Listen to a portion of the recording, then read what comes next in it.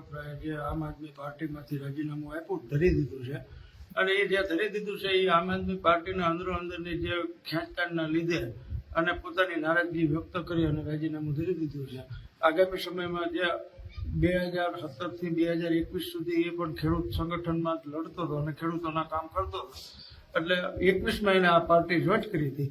એટલે હવે જે પાર્ટીના બેનર નીચે નહીં અને ખેડૂતોના બેનર નીચે લડશે અને આગામી સમયમાં એક ખેડૂતોનું સંમેલન બોલાવી અને એ પોતાનો નિર્ણય જાહેર કરશે અથવા નવું સંગઠન પણ જાહેર કરશે. કોઈ પાર્ટીમાં જોડાવવું હશે તો એ પણ ખેડૂતોને પૂછશે અને પછી આગળ વધશે. એવી રીતનું અત્યારે ચાલી રહ્યું છે.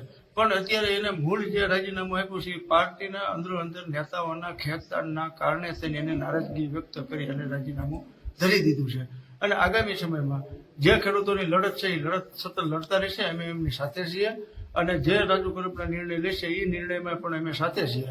અને જે સરકાર સામે જે લડત લડવી પડશે ખેડૂતોના પ્રશ્નો એ સતત ચાલુ રહેશે. એટલે જે આ 3 થી 4 મહિના જેલવાસ એને ભોગવ્યો છે કડદાકાંડ હળદરમાં, એટલે હવે પછીના જે છે એ બધા કાર્યકરો ખેડૂતોને મળી અને પછી આગામી સમયમાં જે રણનીતિ નક્કી કરશે એ રણનીતિમાં અમે બધા સાથ સહકાર આપશું અને સાથે રહેશું. એક વાત એવી પણ છે કે નેતાઓએ મુલાકાત ના લીધી હતી, પરિવારનું ધ્યાન ના રાખ્યું રાજીનામું. જે છે એ જ નારાજગી છે કે જે નેતાઓએ જે આમ આદમી પાર્ટીના જે કેડરના ગુજરાત કેડરના નેતાઓ છે એમને એમના પરિવારજનોની બીજાને જે કાર્યવાહી ખેડૂતોને છોડાવવાની તાત્કાલિક છોડાવવાની જે કાર્યવાહી કરવી પડે એમાં એ નિષ્ફળ રહ્યા છે. એટલે નિષ્ફળ રહ્યા છે એના કારણે નારાજગી રાજુ કરપરાએ વ્યક્ત કરી અને રાજીનામું ધરી દીધું છે.